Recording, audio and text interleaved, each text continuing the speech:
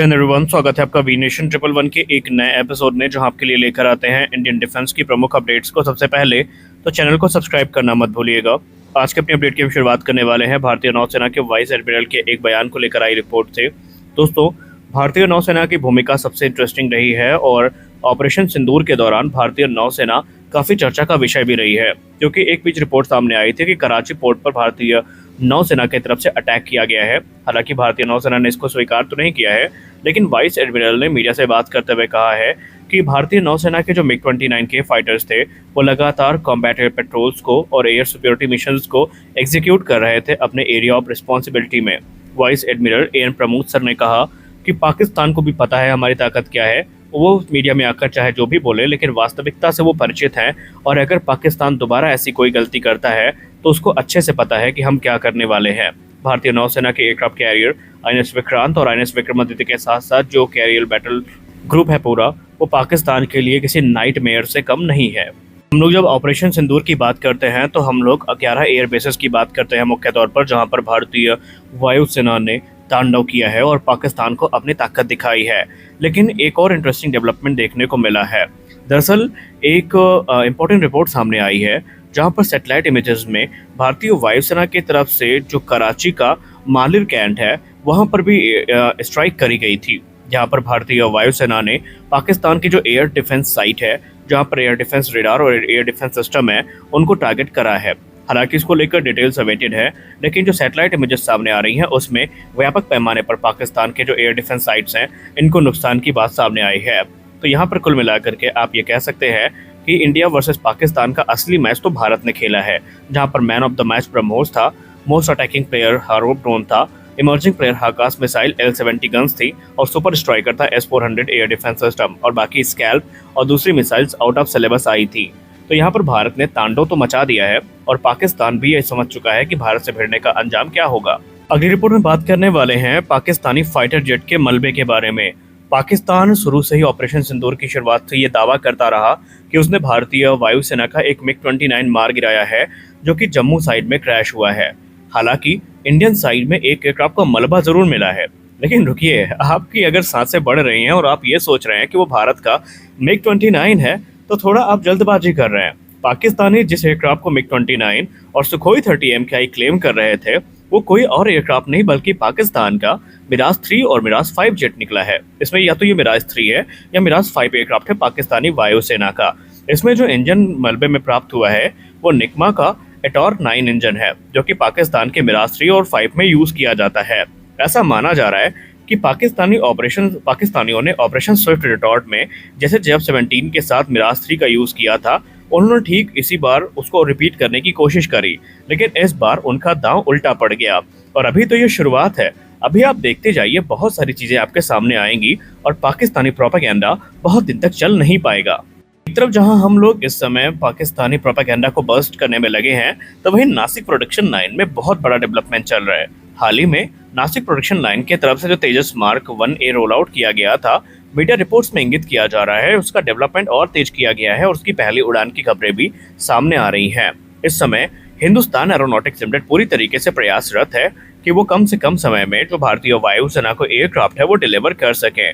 भारतीय वायुसेना इस समय तेजस मार्क 1 IOC और FOC वेरिएंट को ऑपरेट कर रही है, लेकिन भारतीय वायुसेना को स्पष्ट तौर पर ये अभी तेजस मार्क 1A की जरूरत है और इस जरूरत को पूरा करने का हर यथासंभव प्रयास HAL की तरफ से किया जा रहा है। अब क्योंकि पहला जनरल इलेक्ट्रिक इंजन मिल चुका है, जिसका मतलब ये है कि पहला एयरक्राफ्ट कभी भी डिलीवर किया जा सकता है, और ये भारतीय वायुसेना के परिप्रेक्ष्य में सबसे महत्वपूर्ण है, क्योंकि हम सब जानते हैं भारतीय वायुसेना की कॉम्बैट कैपेबिलिटी निसंदेह प्रभावित तो हुई है, और यहाँ पर प्रभावित होने का हमारा संदर्भ बिल्कुल भी ऑपरेशन सिंदूर से नहीं है। हम वैसे जनरल बात कर रहे हैं कि भारतीय वायुसेना के पास 42 स्क्वाड्रन होनी चाहिए, लेकिन हम 31 एक्टिव स्क्वाड्रन को ऑपरेट करते हैं, और ऐसे में आने वाले भविष्य में हम सब जानते हैं 2030 के दशक में हमें जो मिग-29 और मिराज हैं इन्हें रिटायर करना ही पड़ेगा, और ये गैप बेसिकली तेजस मार्क 1A और तेजस मार्क 2 से पूरे किए जाएंगे। तो यहाँ पर कभी भी हमें पहले एयरक्राफ्ट के डिलीवर किए जाने की जो खबर है वो सुनने को मिल सकती है, और हाल ही में जो घटनाक्रम हुए हैं उसके बाद तो उम्मीदें और भी ज्यादा बढ़ चुकी हैं। हमने शायद आज दोपहर की वीडियो में या कल की वीडियो में आपसे कहा था कि S-400 एयर डिफेंस सिस्टम ने जिस प्रकार से अपना परचम लहराया है, उसके बाद से भारत के इरैट्स प्रोग्राम में या प्रोजेक्ट कुश में आपको बड़ा डेवलपमेंट देखने को मिलेगा। और हमारी बात पूर्णतया सत्य हुई, क्योंकि अब इसकी जो इनिशियल इंडक्शन टाइमलाइन है वो सामने आ चुकी है।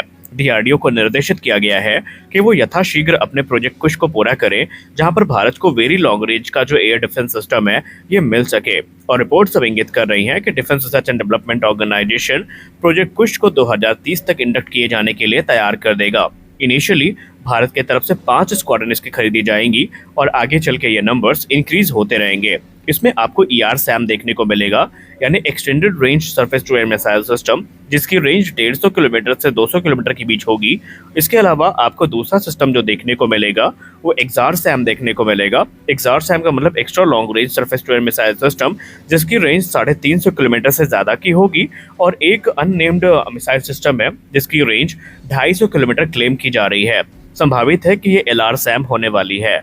तो यहाँ पर कुल मिलाकर के आप कह सकते हैं कि देशी S-400 इन मेकिंग है और बहुत जल्दी इसको लेकर के हमें जो खुशखबरी है वो सुनने को मिल सकती है, क्योंकि हम सब ये बात मानते हैं और आप भी हमारी इस बात से सहमत अवश्य होंगे कि Akash surface to air missile system और MR-SAM ने हमें निसंदेह गौरवान्वित तो किया है और इनकी तारीफ में हमारे पास शब्द नहीं है कि हम इनकी तारीफ में बोल पाएं।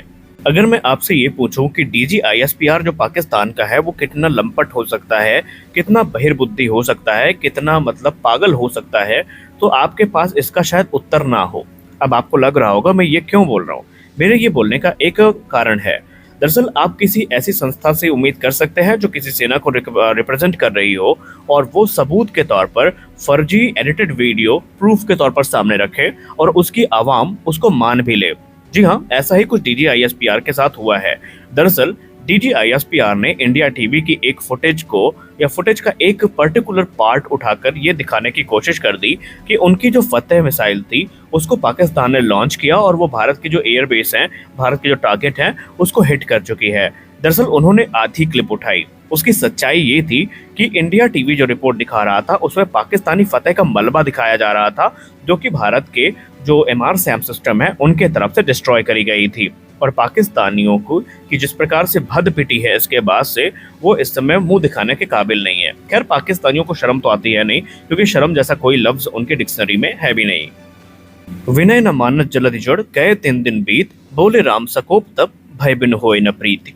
जी नहीं, मैं आपको सुंदरकांड नहीं सुना रहा हूँ। ये आज जो चौपाई कही गई है ये भारतीय वायुसेना के director general of air operation AK Bharti sir की तरफ से कोट करी गई है। दरअसल AK भारती सर आज प्रेस कॉन्फ्रेंस को संबोधित कर रहे थे, जहां पर उन्होंने ये कहा कि कभी कभी भय बनाने के लिए अपना जो दुश्मन है उनको भयभीत करना जरूरी होता है। यानी कि उन्होंने स्पष्ट तौर पर कह दिया कि बिना भय की जो प्रीति है वो नहीं हो पाती।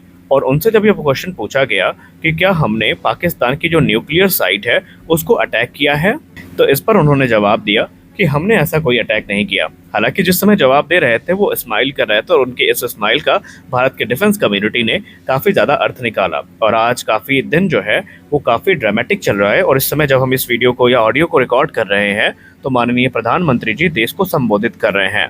तो वो क्या संबोधन देते हैं उसके बारे में हम अगले वीडियो में बात करेंगे। तो इस वीडियो में बस इतना ही। मिलते हैं अगले वीडियो में, तब तक के लिए जय हिंद।